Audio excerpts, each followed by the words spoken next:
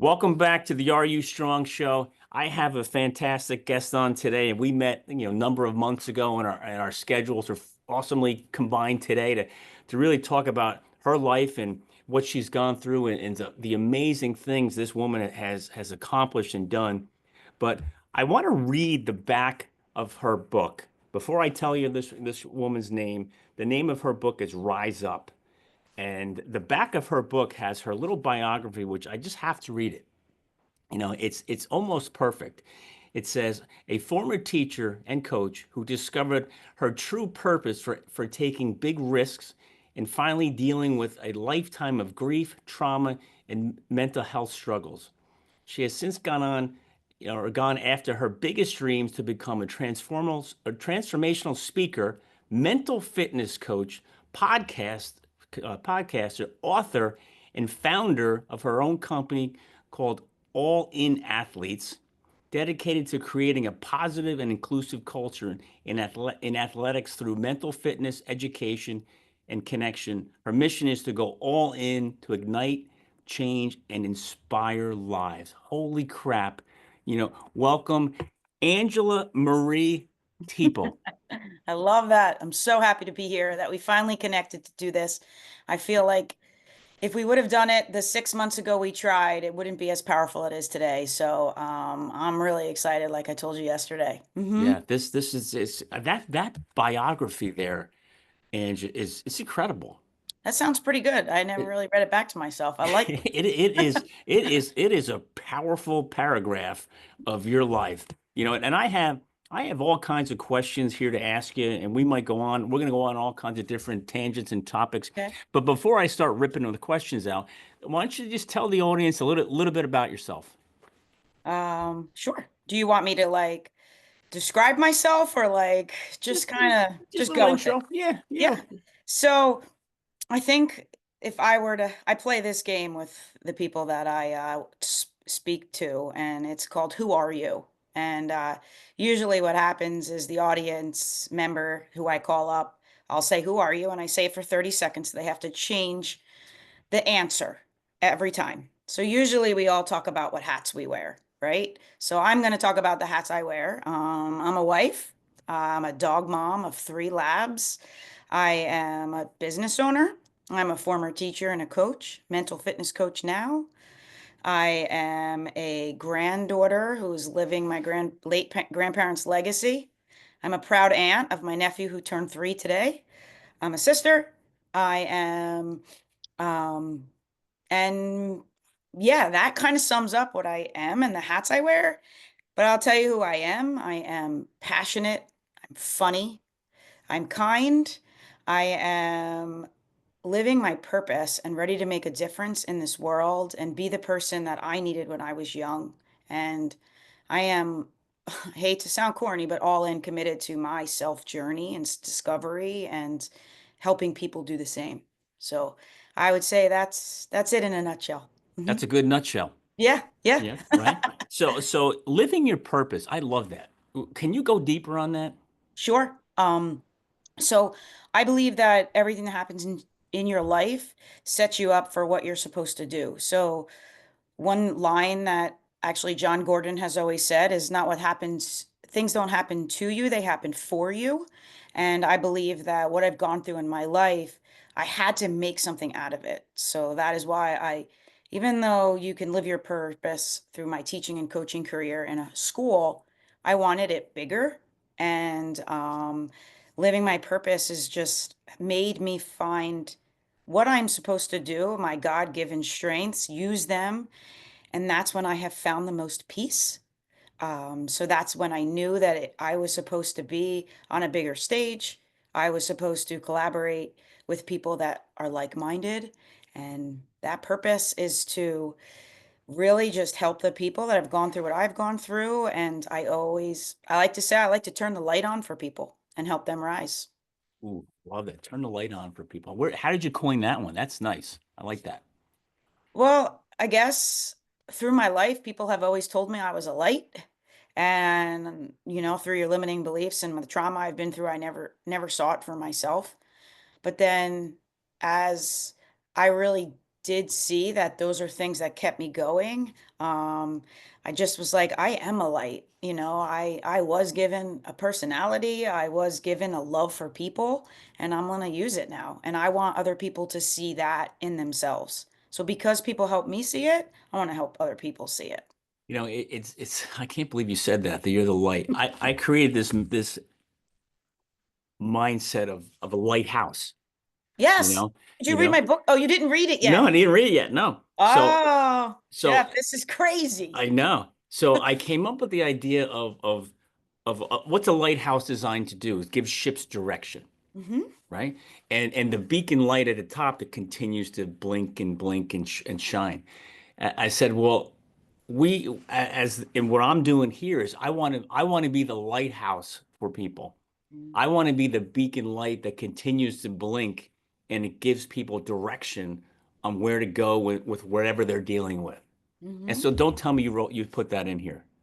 It is an actual whole chapter. Oh my God, you got to be kidding me. I swear to God. For The those that, lighthouse is for my yeah, grant. You see all it right. on the front cover. There's a reason why that eagle's You know flying over what? the There it is. You're lighthouse. right. Now, for those, because this will be on YouTube also, for Okay. those that are watching on YouTube, here's the book.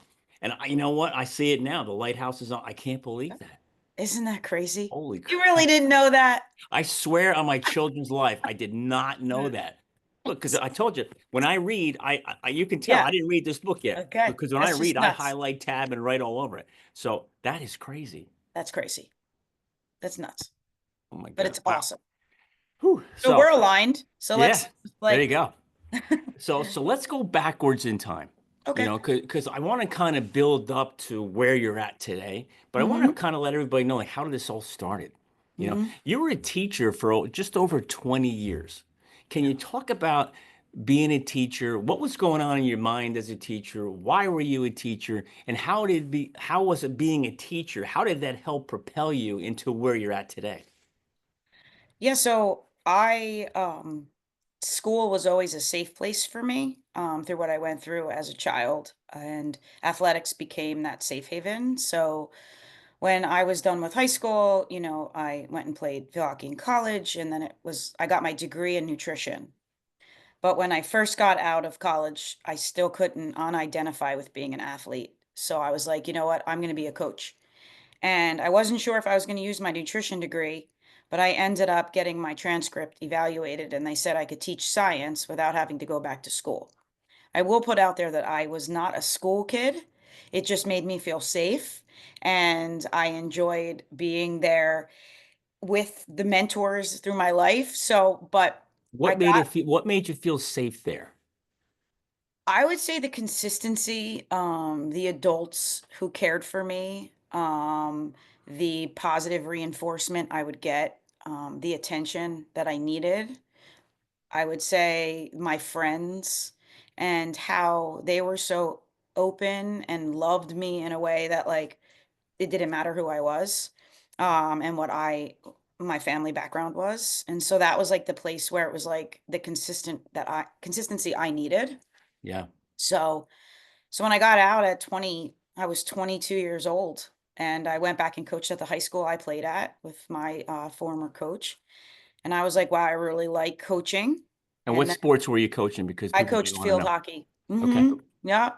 And then I heard back from the state that I could teach science. So I stepped in and started the alternate route plan. And then when I started that, I I got hired at a high school. I left the high school I was coaching at, and got hired at a high school as an aide. And then while I was taking the praxis, I had to take that. I failed it 6 times Oh my gosh. by 2 points. It was so stressful. They gave me a year to pass it. And I was already teaching. Like I was just using my personality as an athlete, a coach, right? Like I was like Yeah. in that classroom teaching general science. Like I don't know who I thought I was, but I sure was doing it. And I ended up passing the praxis, but in the meantime, I wanted my to get my degree in special ed because I knew like I had ADD. I was always told that like my high school at the time didn't really have a special education program, so one of the things that people used to say to me is like, "Oh, you're special ed." like in a very negative way. And I wanted to own that and help the kids that actually were. So in the meantime, that's what I did. So they were looking down on it? Yeah. Isn't that Yeah. crazy?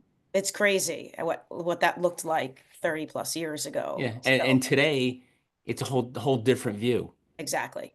So I Nuts. got into it right away and but quickly realized that I'm kind of like a square peg fitting into a round hole. And I really didn't like the content I was teaching, but I loved coaching. So I took over the field hockey program. I coached softball and I loved coaching, but realized quickly we weren't very good.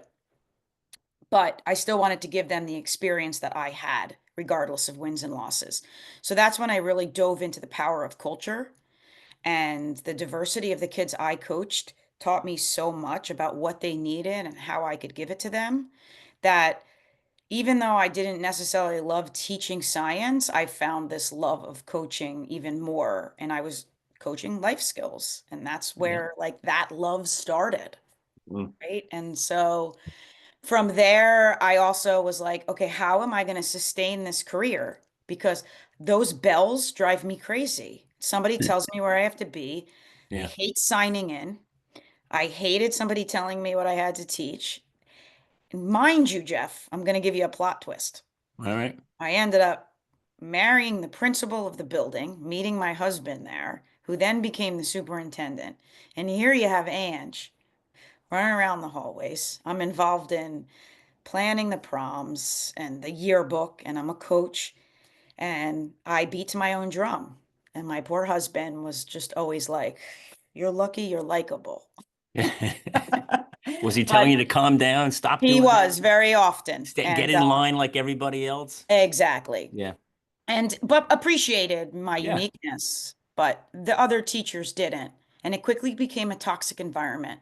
And I Mm. don't think it was necessarily, now that I've done the work on myself, their fault. I think I was had toxic behaviors that I carried with me through my life that I never addressed.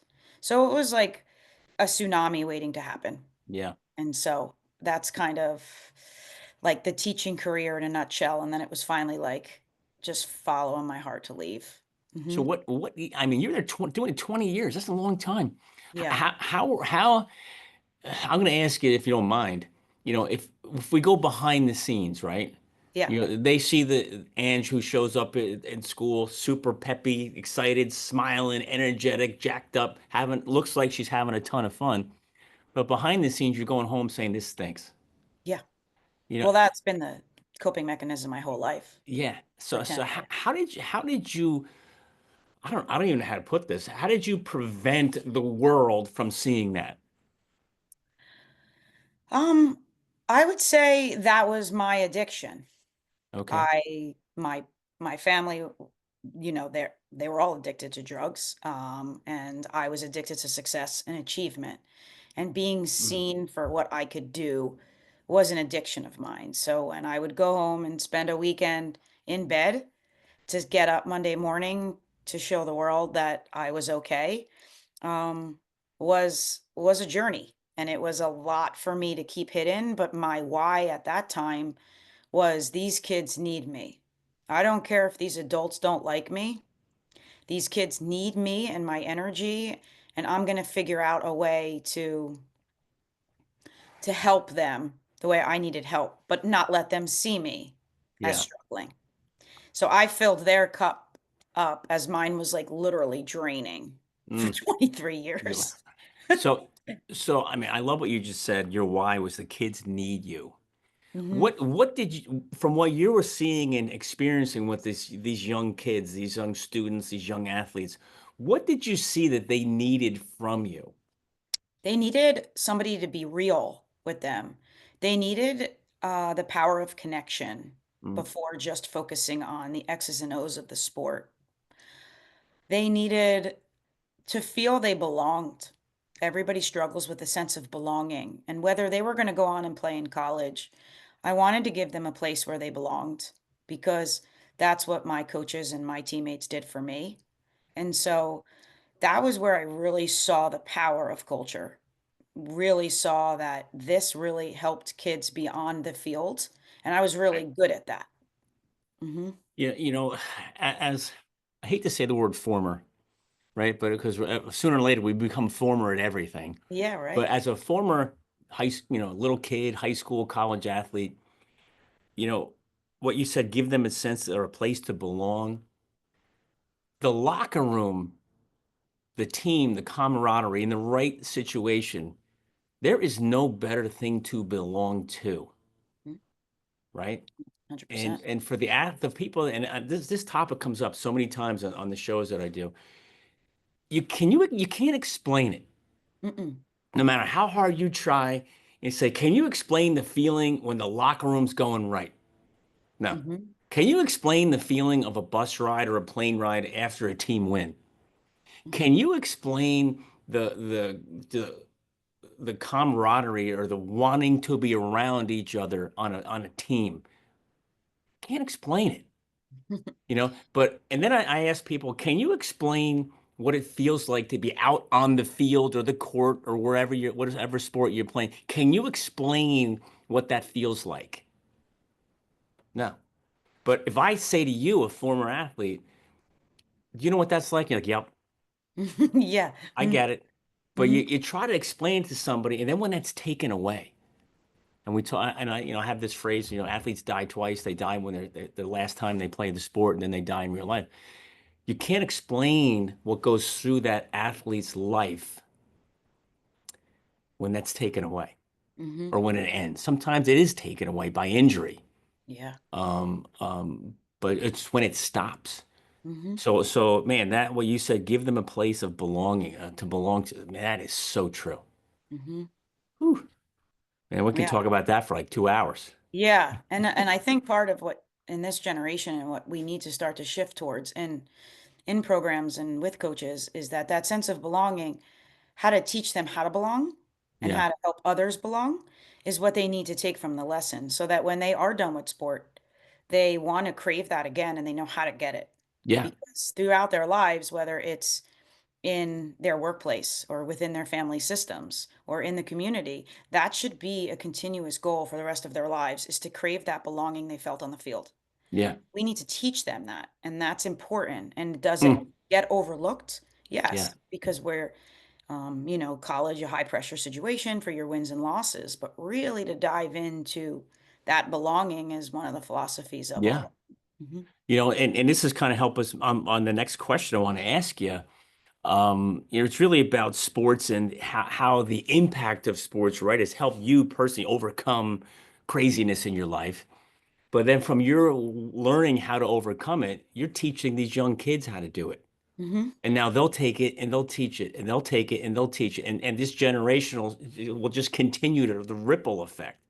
But Yes. can you touch on that and how your world of sports yourself personally, the lives you lived as an athlete, how that's helped you overcome things that you've had to deal with?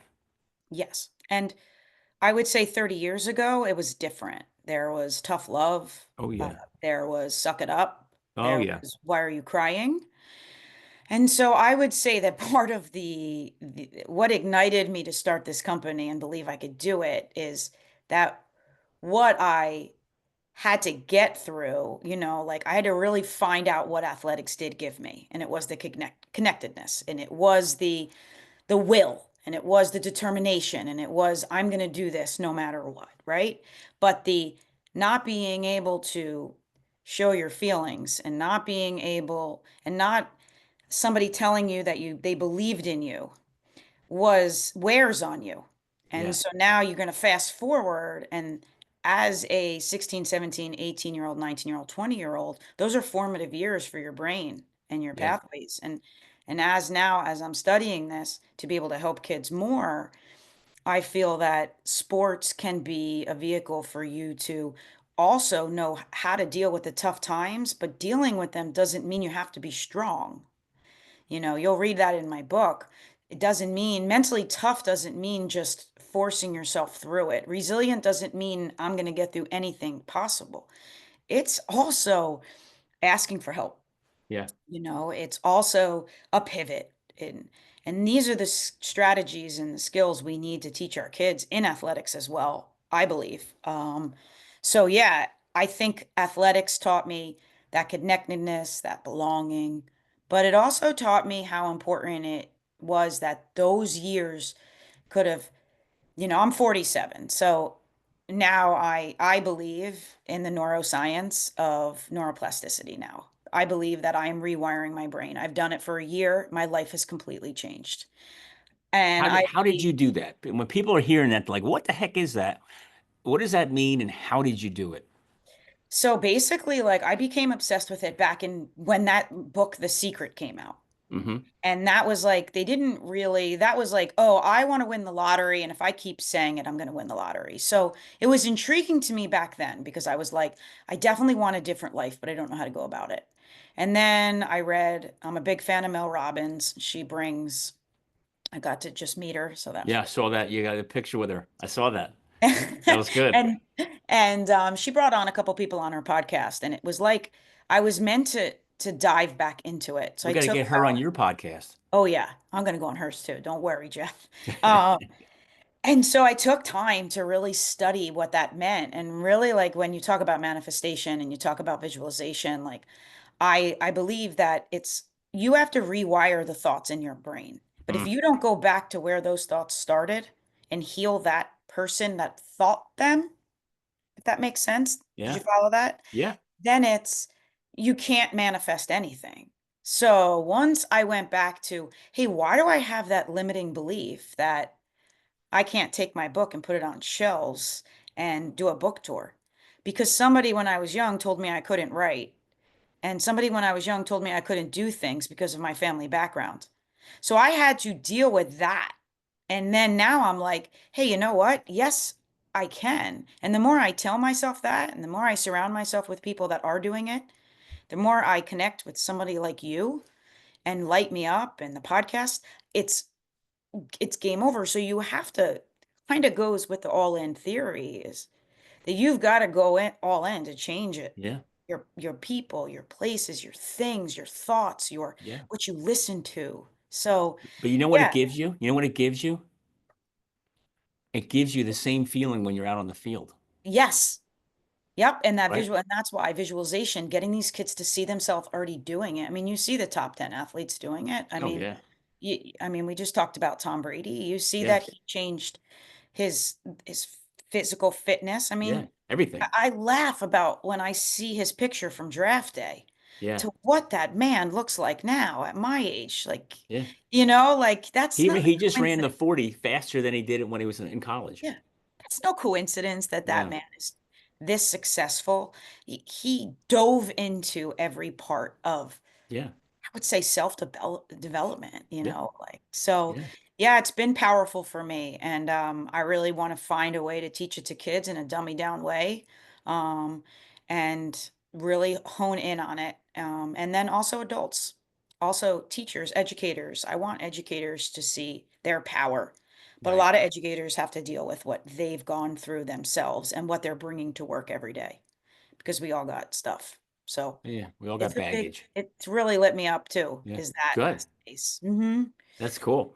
So Mhm. you said before about, mental challenges, mental health 30 years ago was different, Mhm. and it's more, it was frowned upon, shunned, hidden, not talked about, go sit over there, or you're not that tough, you're weak, whatever. And now I don't want to say it's in vogue. That's not the right way to do it. I don't even know what Mhm. word I'm looking for, but it's more open to be discussed. And when do you think that changed? And if so, how did it evolve to today where, 30 years ago it was behind the door, you Mhm. know? 30 years later, it's open in public. When Mhm. did you how did you see that evolve, and when do you think the major change happened? I think the major change happened at COVID. But I Okay. think the presence of your cell phone and social media really had a hand in it because you thought you were connected, but you really weren't. You stopped the conversations, and I think kids changed because they could get the information at their fingertips. Yep. And I think that Parenting has changed as the world has changed because parents don't have that ability to have that one-on-one attention with their child anymore. And they release them into the world and think like, okay, world, now you take care of them. Okay, school systems, you take care of them. And okay, phone, you raise them. And I think what ended up happening is these kids kind of became like this. And then now these coaches have to coach a different type of kid.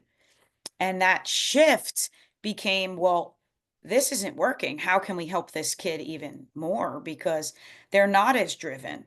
Well, why not? Because they don't need to be. Yeah. It wasn't the end all be all, you know? Yeah. So I think it's been like that road has really affected the kid being different. And now I'm a firm believer in it is different. So now we have to be different as coaches. Right. Yeah. And you've got to own that because you can't keep saying that it wasn't like this when we were young.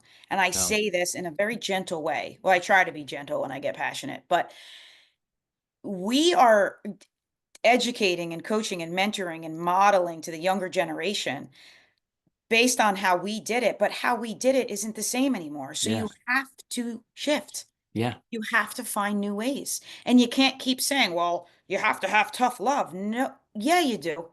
I have tough love when I coach. I have tough love when I work with my clients, but I also give them the strategies of how to do it and stay on top Mm. of them to get it done. You- Because I like the mental health space, why I call it mental fitness is I'm a firm believer that it has to be done every day. Yeah. I'm a firm believer that a kid can't just keep sitting on your couch telling you all their problems and not give them a plan, a fitness plan. It's like going to the gym. It's like the 100%. mental gym. So, like when people say to me, "Oh, Ange, you're so easy on them," there's a point where you have to be open to let a kid open up and tell you what they got to do. But then, if that kid really wants to make a change in their life, they have to make the change. So, we're just there to support them a little different than we had to in the past. And I Yeah. think if people can start to to hone in on that, I think it's going to be very special. And I think a lot of people are because it's talked about more. Yeah. Um, And the kids today are they're just more willing to talk, they are, you know? and we've got to continue that. And like your platform and these professional athletes and these college athletes, they've got to talk more. And like people always ask me why I'm not in the college space. Now, don't get me wrong, like I will eventually get into the college space to talk to teams. But I believe that high school space is a very formative years, and colleges who have the resources have performance coaches, Yeah. and they have sports psychologists, and they have people that are dedicated to teams, but they don't have that in high school. No. Actually, I fortunately got a dream job recently through All In as a mental fitness coach for the whole Middletown district. So like it's probably one of the first, well, it's one of the first in the Shore Conference and one of the first probably in New Jersey that I am dedicated to them. Whatever team wants to use me, whatever kid wants to use me, I give the coaches resources, I run workshops, and That's great. it's phenomenal. Like, and these kids at this age need it, and the coaches need support. It's so I am like on cloud nine about it. And I think Oh this yeah. district is just amazing that they've done it. Like, That is so cool. I hope that I can just like keep it going in other districts and then be able to get people that love this as much as me and have them go in and do Yeah. it. Hmm. Because if you do the job with the high school kids, Yes. right, you're laying the groundwork, the foundation for when they become college athletes. Yes. And that might change the whole landscape Hmm. for up there. Yeah. You know what I mean? Because if they 100%. don't get this until they get to college, Yeah. it's a whole nother, you know, way of getting it. Yeah. It's just not the same. So it's just like if you compare it to working out, going to the gym, right? You go to the Yeah. gym every day, every week, every month, whatever. You build up to this level of fitness. So if you get these high school kids, freshmen, sophomores, you're building their mental fitness. So when they get to college, the stuff that may have derailed them in college may not derail them anymore. Exactly. And they'll That be is cool. prepared and they'll have the language. And Yeah. I'm telling you, even sixth, seventh, and eighth grade, I work for this company also called Lead You that I stepped into to find a community after I left teaching. And they do like SEL assemblies. They're Hmm. phenomenal. Lead You is the best. Ton of energy, and they touch upon, SEL stuff in this assembly. It's energetic, interactive, and we go do workshops. And usually I sign up for the ones that are like sixth, seventh, and eighth grade. If you see the difference between a sixth grader and an eighth grader, it's unbelievable. Yeah. There's this space of like, if we ask a sixth grader a question, they all raise their hand. If we ask an eighth grader a question, they're like, Yeah. Yep. so they're at that age already getting to this space of like, no, I don't want to hear it. So Yes. it's like, I'm even talking about this educational portion for these sixth, seventh, and eighth grade coaches who are like, the history teacher who just wants the $1,500 stipend. Yeah. Yeah. And that age is huge, Right. So Right. Oh, yeah. it's definitely, if I could serve the college population better, that's why I'm starting here. People are like, "Oh, All In would grow so much if you did on NIL and all of that." I'm like, I'm not sure you understand me, but this is where I'm going to stay. This is your space. This is my space. That's Hmm. cool. Yeah. Well, the people that are listening, they might be wondering, well, what did Angela face as an athlete? What did she have to overcome? Where did she get the experience to go say, "Hey, you young kids, this is what you should be thinking and doing and working on." They might be thinking, well, what's Angela's story? Can you Yeah, touch on that a little bit? sure. So when I got to high school, that year that I entered high school, my parents had gotten divorced and things through my middle school years started to really see how different I was from the rest of my classmates.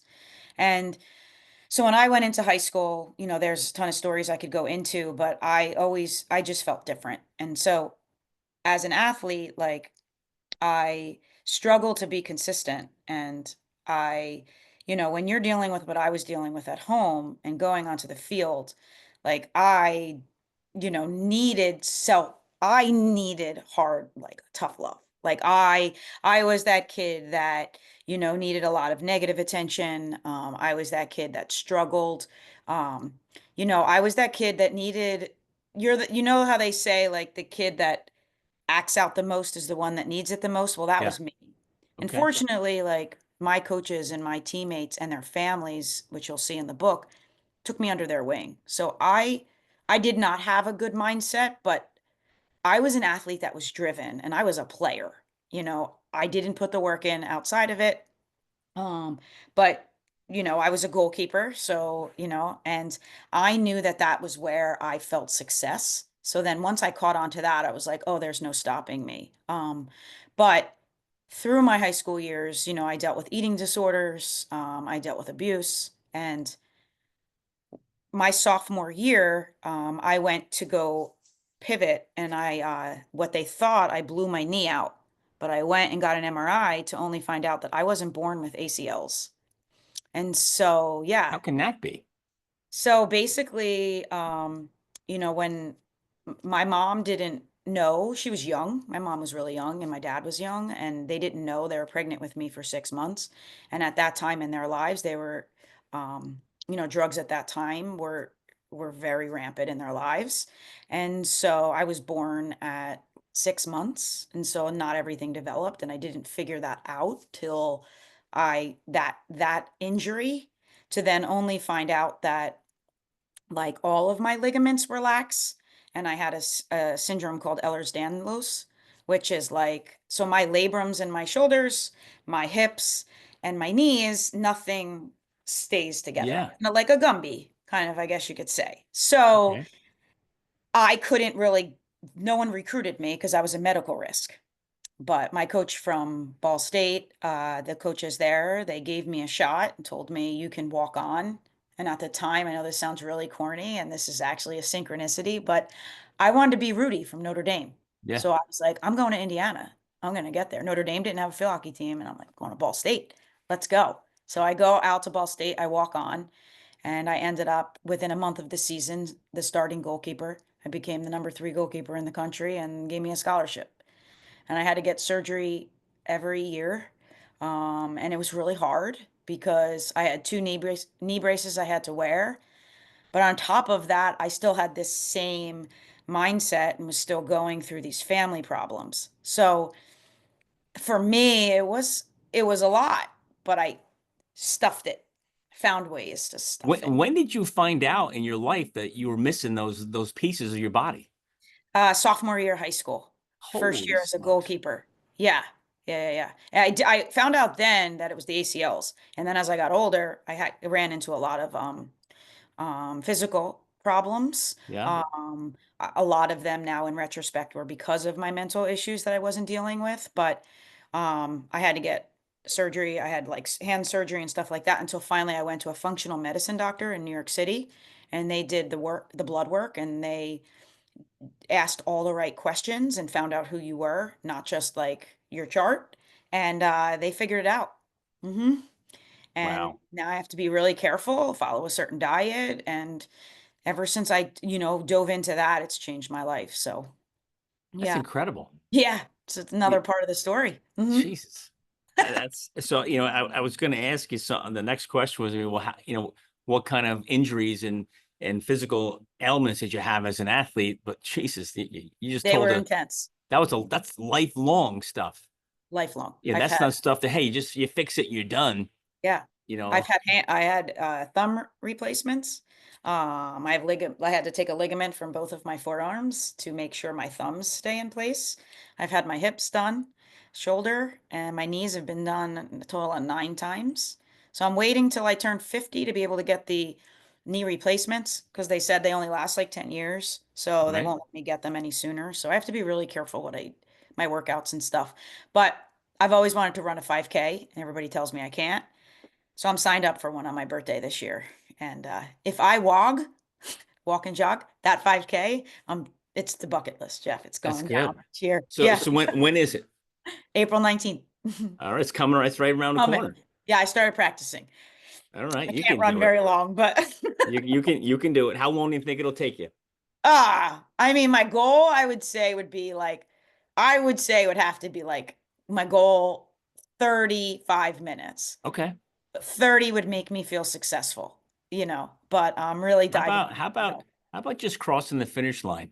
Yeah, of course. You know what, Jeff? That's right. That's the way I should think Yeah, about it. yeah. And remember, you don't have to do it, I don't.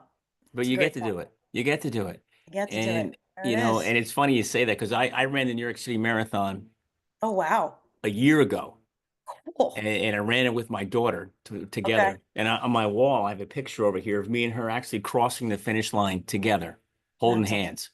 that's And so nice. here, you talk about the pain you're going to go through to run that race. Oh It's my gonna God. it's gonna be painful. hmm But what's the outcome? What's the vision? What are you looking for? What are you going to feel like when it's over? So when Yeah. you're going through the pain of the running and preparing, and it's just visualize what's it going to be like when it's over. So when Yeah. I ran 850 miles to train for the marathon over an 8 month period. That's incredible. And some of the days I was running 20 miles a day, Wow. and I start and man, oh God, and talk about pain. Whew. And I just kept thinking of crossing that finish line, holding her hand, and getting that picture. I Mhm. also want that. I don't want the medal. I want that picture Yeah. because now that picture will be on her wall for my one day grandchildren to see. Yeah. And what everything you just explained is what manifestation is and Yeah, rewiring your brain. And so for yeah. me, this is an exercise of mental fitness for me every day. I visualize myself every day. I know that I'm stronger than the ailments. Sometimes you actually convince yourself that you have the ailments. And I believe it starts in your mind, and I'm going to put it to the test. For somebody that wasn't born with ACLs, told never to run again, and whatever that run looks like, I'm going to just show it once again that this is something that I've done that started in my mind through a practice of visualization and believing I can, so that that story can help somebody else. I So, love that. You're yeah, stronger than your ailments. That is so hmm cool. you are. Because you can live in that pain and Oh, wallow in yeah. it. You A know. lot of times that's what happens with people. It's so in your mind. Yeah. It That's happens to me. I'm living proof to say, "Oh, I can't work out today because my knees are bad." I'm done with that. When just do it you anyway. got to change everything. You do it Just anyway. do it anyway. So all in. What inspired that? Where did it come from? How did it start? What are you doing now, and where do you see it going? Yeah, so just like I like shared everything, everything I did in that teaching career, everything I've been gone through in my life, everything I focused on, I think was just setting me up for it. When I had quit my job, the big reason why I did was because 2021 I lost my grandparents a week apart. And that like rocked my world. And they were my purpose. I took care of them. I loved doing stuff with them. And then I was like, kind of like, okay, this isn't my purpose. I really lost my love for teaching at that time in my life. And I was like, what am I doing? And at that week that I lost my grandparents, I also experienced my dad had overdosed the night of their funeral. And my husband saved his life and brought him back to life. And then a week later, my sister admitted to a pill addiction, and she had to get clean. And it rocked my world. And at the time, I was still teaching, and people were talking about me in that space that I was like using too many sick days. And when I came back to work, no one asked me how things were going. And I just went through trauma. Now, that trauma doubled everything I've already went through that I never dealt with. So I was like, I don't know if this is a space I'm supposed to be in. My sister gets clean, she gets pregnant. Now, I couldn't have my own children. Gina couldn't have children because of her drug addiction. So now I lose my grandfather, and the last thing he said to me was, I want your sister to get pregnant.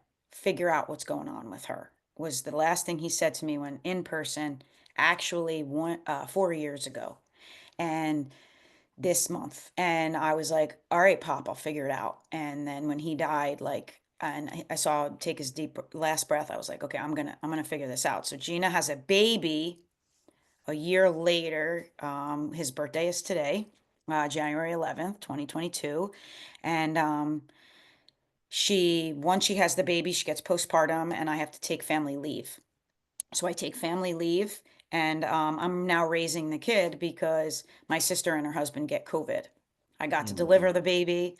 I got to play with the placenta. It was so cool, the whole thing. I wanted to be like those old Italian grandmothers and boil it, but I got dramatic. But anyway, so this baby, it's like 12 weeks. I'm on like 10 weeks of family leave. I'm raising this kid. I'm helping my sister.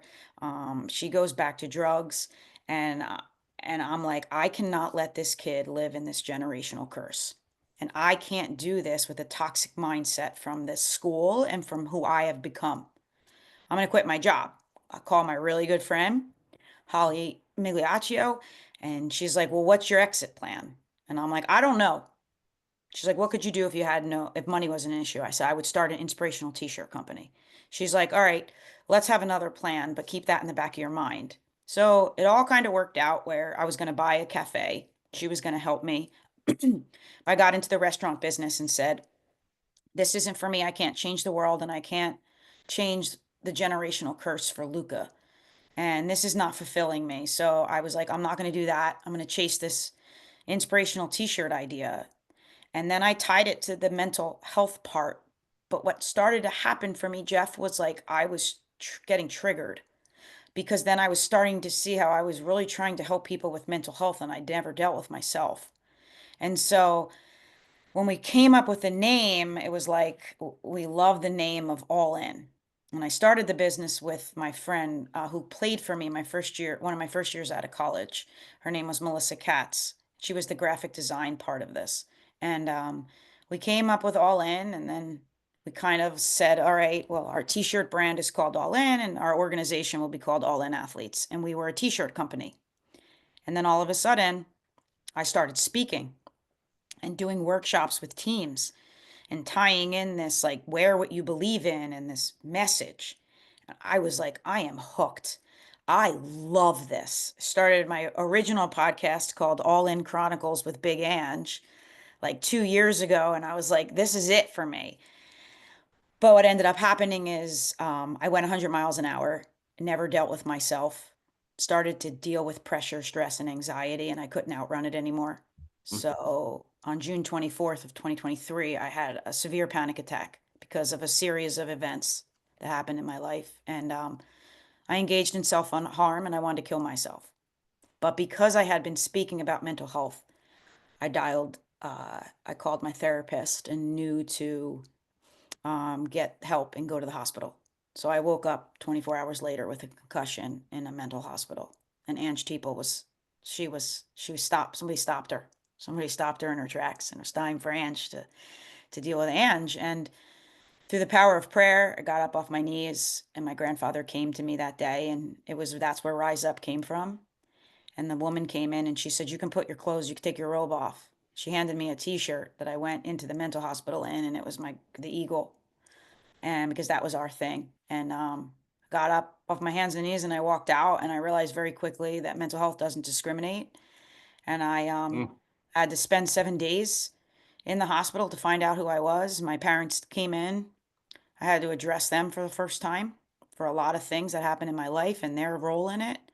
I'm talking almost 45. So, and my husband, came in, and we had to really figure out our relationship because our relationship was built around this school and toxicity and who I was and who he was. And I was the superintendent's wife, and I never had I was chasing this own image of myself. So, but while I was there, Jeff, I went back to what you talked about. How do I connect with these people? yeah, And I was just became vulnerable. It was like everybody peels their onion layers back in a mental hospital, and I just started peeling them. yeah, And I was like, power of connection. This is my new team. For 7 days, this is my team. And I just started connecting. And then I started giving advice. And then by the end, I was giving people all in shirts. My husband would come visit me, and I'm like, "Can you bring me an all in shirt?" And then I was like running the meeting. And I was like, "This is what I want to do. This is why I went through this." And I set a goal. And I was like, I got out and I told my business partner, like, "Listen, like, I want to turn all in into a nonprofit." That's when I wanted to go the nonprofit route. And I was yeah. like, Do you go back to that place and still talk to people there? yes. Oh, that's got to be so cool. It's very cool to be able to understand. And then I actually ended up getting a job last summer in a hospital where How many kids, jobs do you have?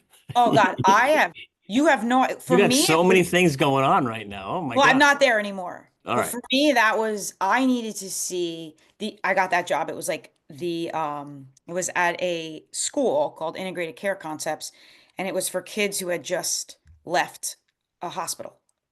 So now I wanted to see what that looked like after they first got out. And I wanted to be able to help them because I know what I looked like when I first got out. So I spent the summer doing that. But I also wanted to see the other end of mental health so that when I was going to work with athletes, I would know when there was a red flag that this needed more help than I could give them. So that was one of the stepping stones to develop I guess you could say my toolbox, my toolkit to help people. So anyway, so I leave. I'm like, I'm going to write a book.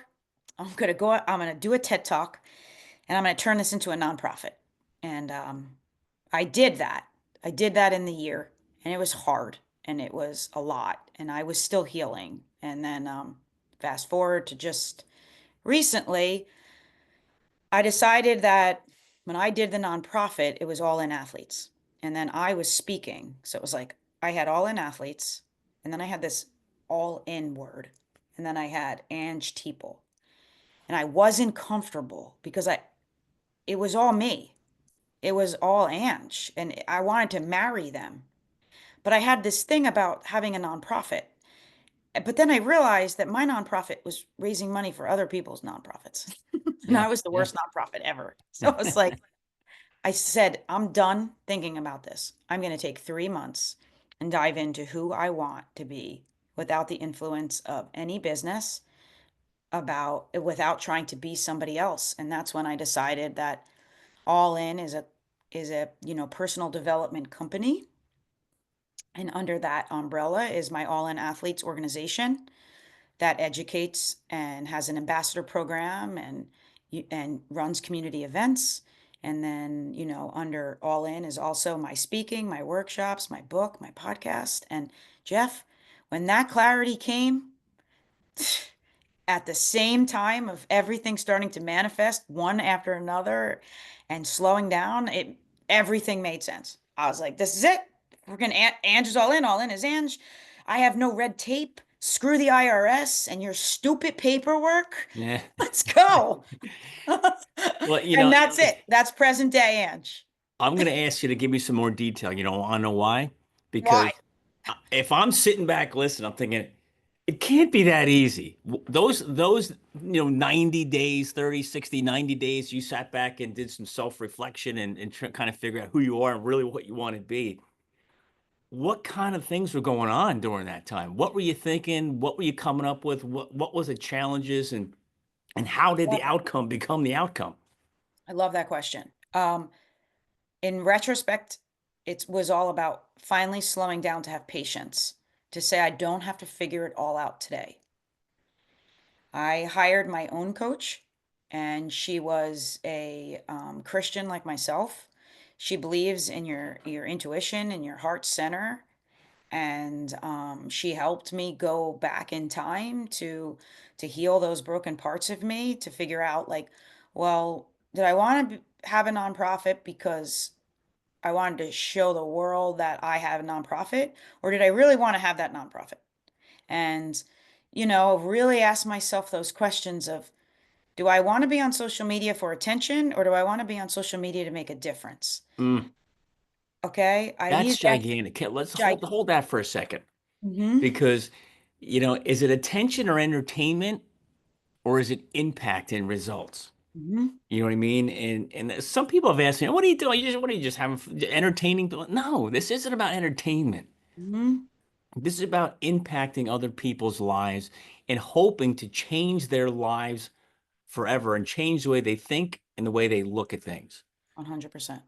So when people, I'm sure people must have said that to you. Hey, what is this? Just what do you do this for fun? What do you do? What's how do you respond to that? So it took me, my anger would come out, and then I would shut down. So I'm one of those people, like I'm sure a lot of people can identify with me. Like when I get angry, I shut down. And then I'm like, you know what? Never mind. I'm not going to do this. You know what? They're right. Like, what does Ange Teeple think she's doing? She could only be a teacher and a coach. Like, she's a business owner. And those were my tapes, Jeff. And then I had to have the right people in my life. I had to be listening to the right things to stop those tapes, to finally say, you know what? If you don't like my content, then you can very quickly press a button that you've probably pressed 1,000 times today. You know Yep. what I mean? Any kind of click you did, Yeah. click me, click Yeah. me, Click it off. See you click it later. off. And then realize that what was the purpose behind each thing I did. And it wasn't for me, it was for them. And then, with the All In Athletes organization, what was the purpose? Was it the followers? Was it the, for that social media account? And then it was no, go back to the beginning of the show. It was because I wanted to be that person that these athletes needed. And if I had a small community of 175 ambassadors, I'm going to throw myself into each and every one of those kids because of that ripple effect. And I would send a lot of things out to athletic directors, schools. Nobody was responding to me. And maybe that was God's, I believe in a quote that Jamie Kern Lima says, God's rejection is actually his protection. Because when nobody was responding to me, I was having to learn resilience all over again to say, well, okay, maybe this isn't supposed to go in this direction. Maybe it's supposed to go in this direction. And that's when I realized that all in, people are going to come to us. You're going to come to my events. You're going to come to my space. And you're going to want me to come there so bad because from the ground level, there's going to be a kid knocking on your door saying, hey, that woman made a difference. So if Yeah. you don't check your emails and you don't think you have the money for me, don't worry. I'll get there. Don't worry. I And Man, I love that.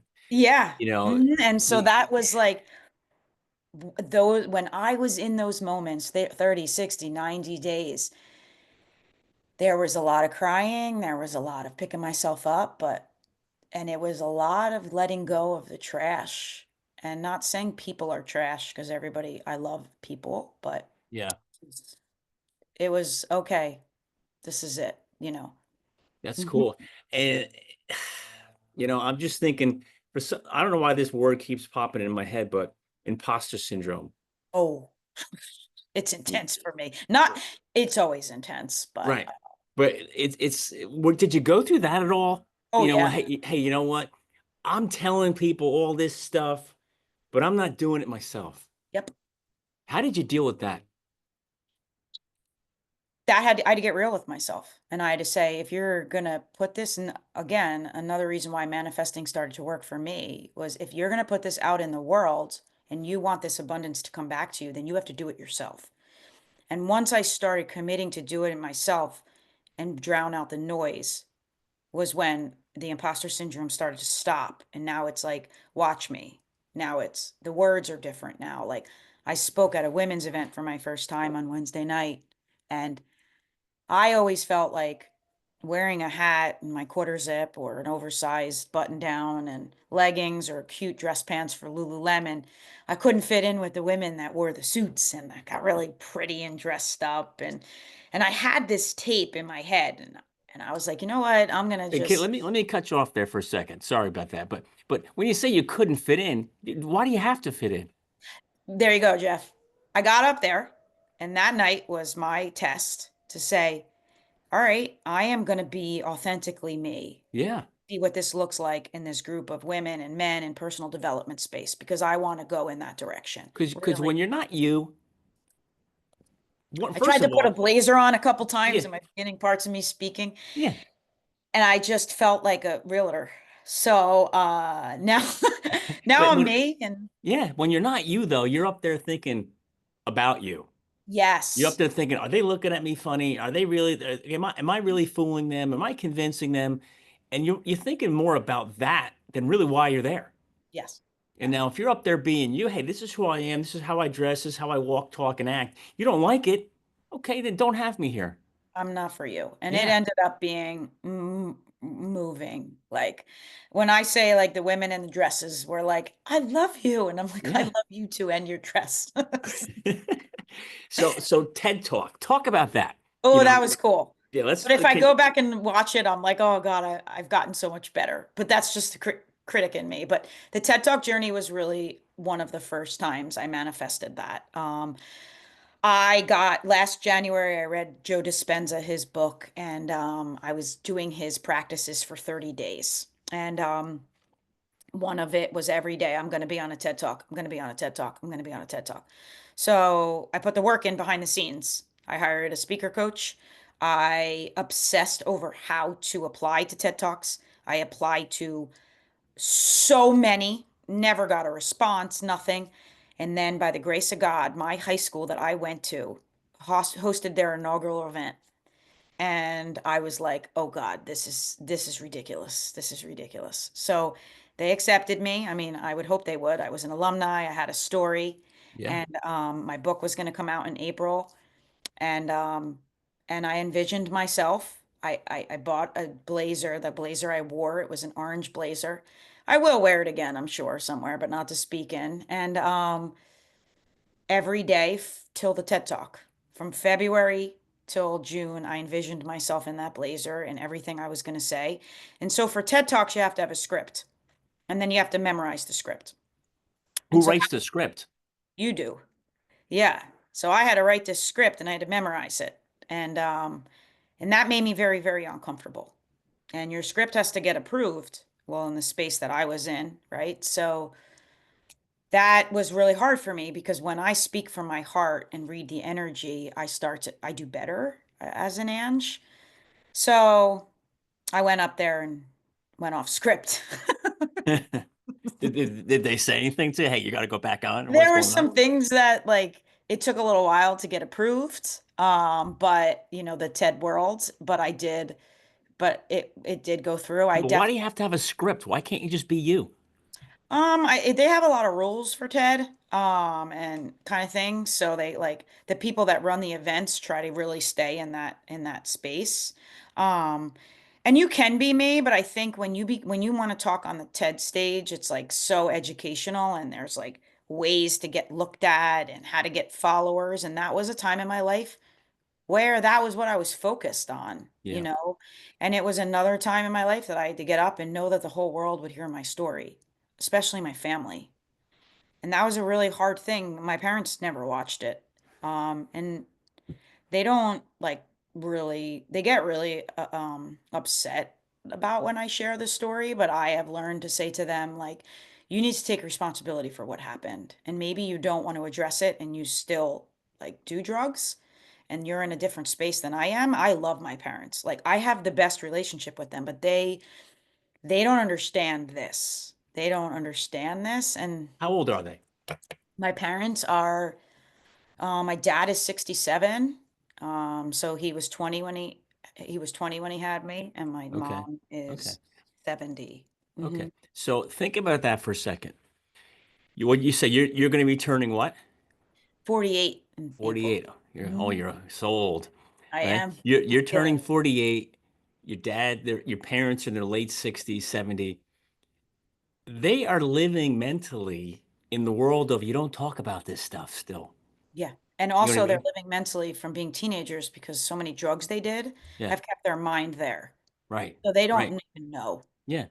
And I and accept that. they can't get out of that dementia, let's say, Yeah. or dimension of their mindset of their world, because Hmm. their world, their mind won't let them out, Hmm. right? So now when you bring it up, oh, no, no, no, we can't talk about that. No, not going there. Or what? Or Hmm. why? Why do you have to bring that up? Why do you got to talk about that? Because no different when we talked about sports 30 years ago. Don't talk That's a about great that. point. Yeah, yeah, yeah. They're too. You don't want to say they're too old because if my parents were alive, they'd be in their mid 80s. Yeah. And my father was a cop, and nobody talked about any of that stuff. Yeah. You know what I mean? Suck it up, get on with it, toughen up, keep moving. So you can't, I don't want to say you can't blame your parents for not talking about it, but you can't Yeah. expect them to. No, and I have to walk the talk, right? Yeah, And so I've chosen to love them. yeah, And but I will not, as I say, take off my all-in hat. And yeah. so like we had an episode at Thanksgiving, and I was telling my father that he was dysregulating my nervous system. And he was like, take your mental bull and get out of here. He's like, leave me alone. And I'm like, okay, fine. Yeah, And then we like address it. So now what's happening is I'm like, can I share how I feel? And the reason why I'm doing that, Jeff, is because I have a nephew. And I don't want my nephew around the craziness that I had to yeah. be around. And how old is So he now? he's 3. He's turned Three. 3 today. Yeah, So for me, I'm very like honest with my sister. There's a lot that goes on there. And even though they don't want to hear it, they're listening to me because they're watching my life change. yeah, And I'm going to make sure that that little boy, like, does not have any of this, but also loves imperfect people. So there's a fine line there that I accept my parents for who they are, but I'm not going to not be me. And this is my passion, this is my love, this is who I am. And, a lot of families don't talk to each other. A lot of families have a lot of dysfunction as far as relationship. We have an amazing relationship, my family. Amazing. Every time there's a lot of love. If you grow up with drugs, there's always a silver lining. And I had a lot of love. I had a lot of openness. Um, uh, they didn't know what I was struggling with because I became the protector and I didn't want them to do drugs if I had a problem. So I became the protector. So anything I felt, I didn't want to stress them out because I thought I was in control of their drug use. I had a lot mm, to deal with that. And a lot of kids yeah, that grow up with drug addict parents have to identify with that. You yeah, go either way. You see the kids that start doing drugs, or you see the kids that, like me, who become like the hero. yeah. You know, Well, you know this line is you either learn what to do or what not to do from your parents, Mhm. and you either end up being like them or the opposite of them when you grow up. Yeah, It just depends on the world you live in and what you yeah. inspire to be, you And I'm know? the opposite of them as far as their habits, but I am the best parts of them, and I thank them every day. They have That's cool. incredible personalities. They're loving. I mean, I think that if drugs didn't take over their world and they didn't have their own demons, they would be more successful than they are in their space that they're in. So I Yeah, just try to like really show them that like this is what it looks like and you raised me and I love you, but I am going to talk about the truth and that's yeah. my truth. So it's special. Hmm. That is cool. That is Yeah. so cool. Hmm. Three things though. Okay.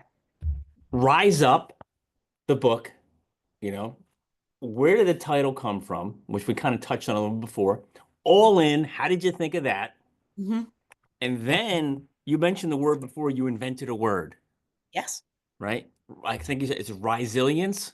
All Resilience. right. Talk about Resiliency that. theory. All right. That is awesome. Yeah. Go deep on that one. So very quickly, rise up came from when I was on my hands and knees. I've always been a Christian, but like when I was at the bottom, I mean, being in a mental hospital would probably say that that was the lowest I've ever been in my life. And when I prayed and heard the word rise up because of the verse from Isaiah 40:31 and what an eagle does, I rose up. And then I started to identify through my life, I've always had to rise up. But I needed the part I needed now was to rise up and go all in. And all in doesn't just mean going 1,000 miles an hour. And the mental hospital taught me what it looked like to slow down. All in means to go all in for yourself and your physical, mental, and emotional health. But it also means how can you do that for other people? And then I'm going to tie community in there because community is one of the most important parts of service and how you can really, really help your mental health. So those two tied that in ways. Originally, All In was like, oh, Ange is all in. She goes 100 miles an hour at everything she does. But then when I really identified what All In was, that's when All In became really came to life. And so then resiliency came from this space of like journaling, writing, finally having clarity, sit, manifesting, meditation, what comes to you. And I was thinking to myself, like, why isn't like why are we at an all-time low of loneliness? Why are kids struggling with mental health so bad, yet there are so many resources?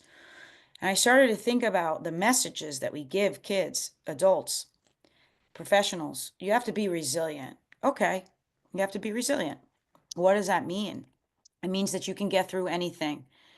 All right, so you can get through anything. Great.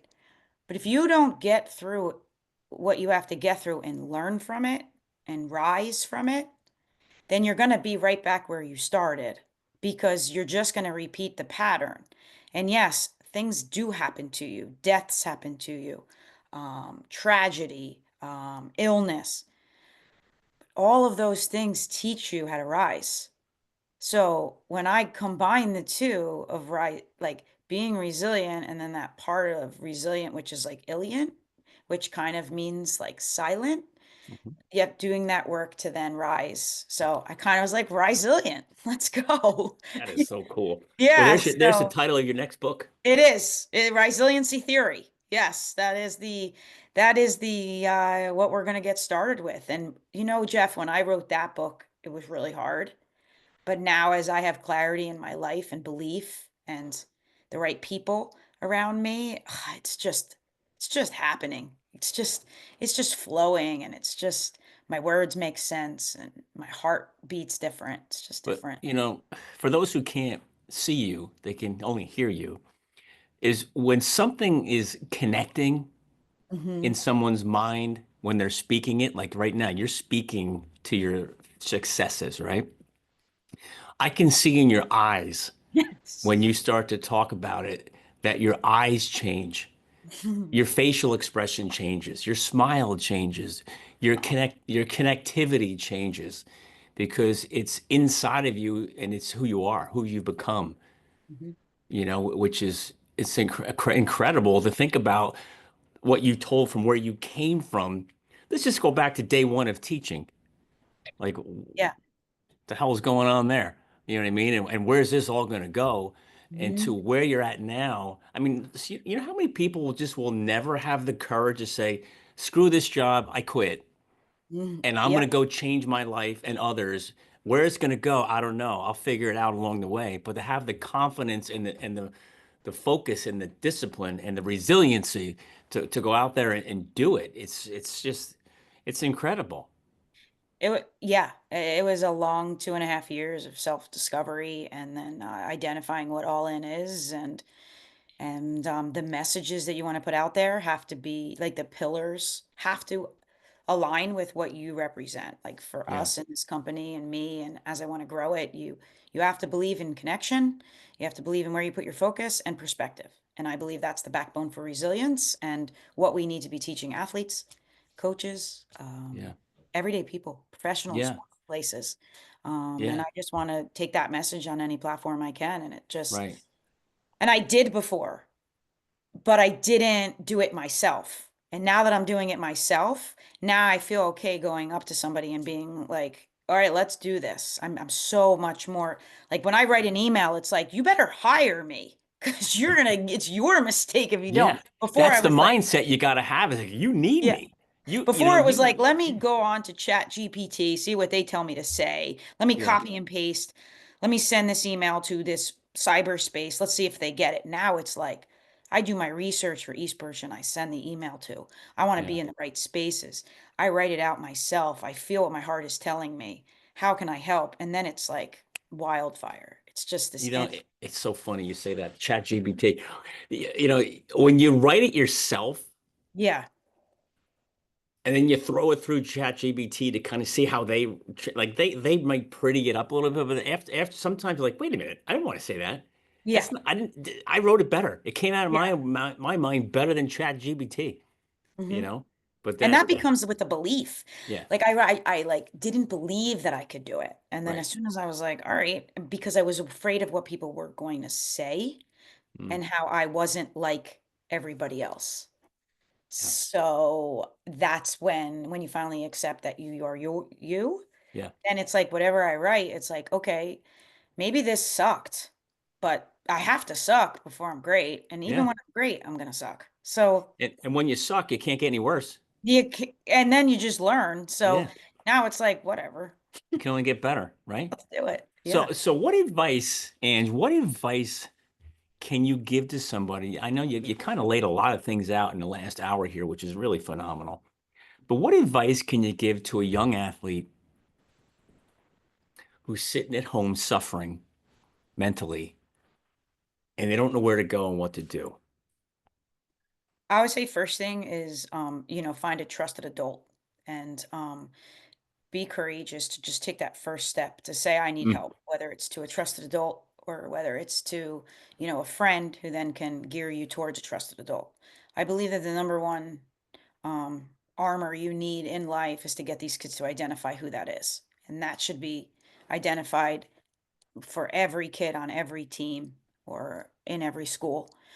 And then I would say the second thing is just like the work you're putting in now and what you're going through is setting up the rest of your life.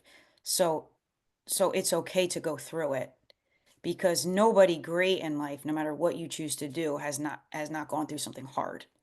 So these hard things are building you. Um, and that if and then the last thing always is have the mindset that if people who look, act, and talk like they all have it together, they don't, because all of us struggle. So just because yours didn't come out yet, or just because they look like it's okay, they're struggling too. So having that mhm, perspective shift gives people, I mm, guess, the mentality that they're seen, heard, and valued as well. And I think that's where social media can kind of mess with the kid's mind. Um, so that's why that message has to get out there more and more of people that are very successful can share their story of how they got to be successful because their day 300 is don't compare your day 1 to somebody's day 300, you right. know. Yeah. So it's like this kid who's struggling, who's hurting, you can turn a podcast on like the Are You Strong and hear somebody's story and be like, holy smokes, like they sat in their room and cried at my age and they Yeah. tried to run from these feelings and I don't have to. That can change a kid's life. Yeah. Just know you don't have to do it alone. So, Mm. yeah. Mm-hmm. Oof. It's Yeah. powerful, powerful Yeah. stuff, you know? Mm-hmm. Now, how about the person who's, you said 20 years of the teaching was a job you weren't really fond of, Mm-hmm. right? What advice can you give to the person who's in any type of job? It doesn't have to just be any job where they're, like, I got to get out of here. I'm just not happy here. I want to get out. I'm inspired to do something different. What advice can you give them to pull that trigger to get out? I would definitely say like dive into what it is that you love doing. And anything that you love doing, monetary value will follow it. I think anybody in successful can tell you that. Not only follow what you love doing and brings you the most joy or purpose, but doing it your way, like how you would do it. And don't look at how everybody else does it because you can be different. And if you're in a job that, okay, like some people are like teachers I know, they're like, well, I can't get out because I need this income for my family. I need the pension and I have to wait. Okay, I feel that, right? So these people are in their 40s, 50s. Don't be afraid to reinvent yourself. So you know your why. You're going into work because you're going to provide for your family. You know your why. You're going to make the best of that situation. But in the meantime, you're filling your cup up with how am I going to do something different? Because the reality is in this day and age, to survive, you need multiple streams of income. So you can go on YouTube and teach yourself anything, and you can connect and get out there and network with people doing what you might want to do. Do it. Take the first step. Call somebody that's doing what you want to do and have a conversation. Connect with the right people. And then you start to see that, hey, I might be able to do this. And then that might becomes, I am going to do this because you become comfortable. But you have to do the research behind the scenes. You have to get your heart right and your intuition right. And you can't do that by just sticking it out there and not taking the steps. You Yeah. got to take the steps to do it. So Yeah. I do not recommend, like I did, just quitting my job and woo. But when I became overly obsessed with every part of what I was doing, like learning a t-shirt business and then learning a nonprofit business and now getting business advice from people and then finding Ange, it was like, I got it. Yeah. That's a long 2.5 years of making no money and having no pension because I took my pension and spent it, um, was scary. It is a scary space, but all Yeah. I just remembered my why. I remembered that what I love doing is going to serve people. And I really do believe in serving people before myself. And now it's making sense. Now I can pay my bills. Yes. And Well, then, like you said before, if you do something you love, the money will follow, yeah, and that's you what's know? starting to happen. But that's just making it more accessible for me to give to nonprofits that I want to give to. Yeah. And it's also making me be able to reach more people because I can get help. Yeah. Like I'm the most disorganized human being that ever walked the face of the planet. I'm gonna raise my right hand and admit it. So I need to hire somebody to organize me. And now that I've done that, now it's like, okay, now Ange can go do her magic without worrying Yeah. about all that stuff. I don't know how to do Yeah. this. Yeah. So Yeah. that's the value. I hear you Yeah. on that one. Yeah. So let's fast forward. You want to go 2 years, 3 years, 5 years, 10 years. What's going on in your world? So I would say my 5-year plan is that All In is running events every month, empowerment events, running professional development, redefining what professional development looks like for teachers and coaches. Ange is speaking all over the world, sharing her message and collaborating with other thought leaders in the personal development space. And also like All In Ambassador program has now followed these kids into college and being able to pay them to share their messages and to be able to like use their platform for good to teach them the value of community. I'd like to see that happen, as it grows and be able to hire people to manage that. And then, as I said, this mental fitness coaching for me, um, to be able to take that model and hire other coaches that want to go into schools and get this in more high schools so that our college athletes are more prepared. And also, like Jeff, like, in the idea of partnering and collaborating with like-minded people is really exciting to be able to do that. 3 goals I have is to invest in someone that like somebody invested in me. That's like a 5-year goal for me to provide them with the monetary value to start what they love, someone that took a risk. My next, big goal is to have that mastermind event for, thought leaders. And I would say the last goal is to be watching my nephew uh, have these thought processes already, to sit at his lunch table and tell somebody to breathe if they're angry. Yeah. Honestly. Or or you get to speak in front of his school when he's old enough to understand what's That's a going on. great one. Yeah. That would And be also, I cool. don't know if you've seen my latest Instagram thing, but I've started reviewing mozzarella sticks. And the message behind it, somebody might think it's just Ange reviewing a mozzarella stick, but I have always loved mozzarella sticks. All right. Everybody tells me I can't, they're so unhealthy and blah, blah, blah. And there's a science to a mozzarella stick, just like there's a science to anything Yeah. somebody loves. And I believe that like even a mozzarella stick moment can teach people things. And I plan on reviewing mozzarella sticks as a way to connect with people to be like, hey, you know what? I love pizza. And every now and then I'm going to eat that pizza or I'm going to eat that cake or because when you are all in for yourself, those Yeah. are those moments that help you. And so you never know, Jeff. I could be that Yeah. that mozzarella moment could really I really love it. I get love me it. out there. Mozzarella moment. So how can people reach you, find you, connect with you, hire you? Where can they find you? So right now, I'm in the process of redoing the website to like very much show them that route. The website is angeteeple.com or allinathletes.org.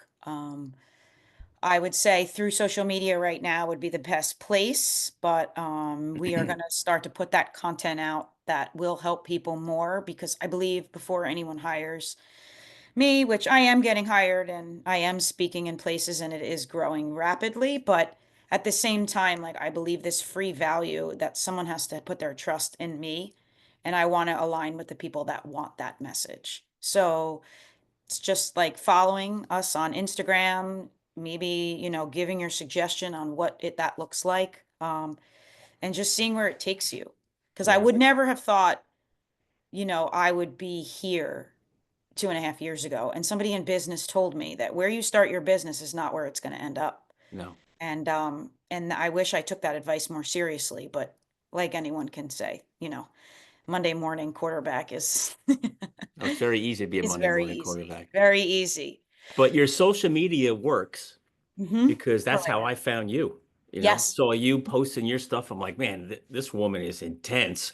I Yeah. definitely got to have her, on the show here and get her whole story. And Yeah. this has been, a phenomenal time, Oh, and Jeff, it's great. and is there anything that we haven't touched on, haven't talked about, that you think we should hit before we wrap it up? I've been thinking about that, and I really believe that anybody that's listening, like you find that courage to if you're hurting and you're running from things and you're identifying with those behaviors, really find the courage to go inside of you to find out where that's coming from because 9 times out of 10 it's gonna relate to something that had happened in your life that you never dealt with and find the courage to deal with it because what this world has to offer you is amazing. And you don't want to get to the end of your life and lay on your deathbed and say, I didn't do this because I didn't want to find out who I really was and what this world could have given me and I could have given this world. So take that risk to go all in and and li listen and learn from the right people. Yeah, And the world is wide open. So, that's awesome. yeah. Well, also make sure that everybody reads your book, Rise Up. Yes. They got it. Read my book, give us a follow. Put your trust in us. Any suggestions for all in. And that would just be phenomenal to start Where that. where can they buy your t-shirts? My t-shirts are on our website. We do we sponsor an athlete every month and they get the t-shirt out there and they use their resources and then we donate half of the profits to a nonprofit of their choice. And Cool. then we're also going to be doing like college athletes come up with a saying that helps them. Like I just had on my podcast, which will be coming out soon. Riley Heck, one of the best hockey players in the country. Her father used to say to her, next play. So she is going to have a next play shirt, Oh, to have cool. that next play mentality. And then that'll probably be one of our first NIL deals with her and Well, be that is able to sweet. pay her, but then also spread our message of like, why is that important to somebody? And let's let it go. And so, Love it. Love yeah, it. That is so, so cool. Very hmm cool. Well, hmm Ange, this has been great. I appreciate you being on the show. I am pumped to get this out and let the listeners hear the impact that you're making in it's not just the athletic world, but in so many different spaces that you're touching and will continue to touch and grow. And it's just a pleasure to have you on. And I can't wait to hear the next TED Talk. let's go. All right. Jeff, thank you. Connecting with you is just reminds me of what I'm supposed to do, and what you're doing is amazing. And like I told you, you motivate me to be consistent with what you put out there, and you have a mission too. And like this is just the beginning of our Yeah. relationship. So Oh I'm yeah. excited. We're Yep, gonna have a lot of fun. we are, Bud. All right. All right, thanks. Mhm.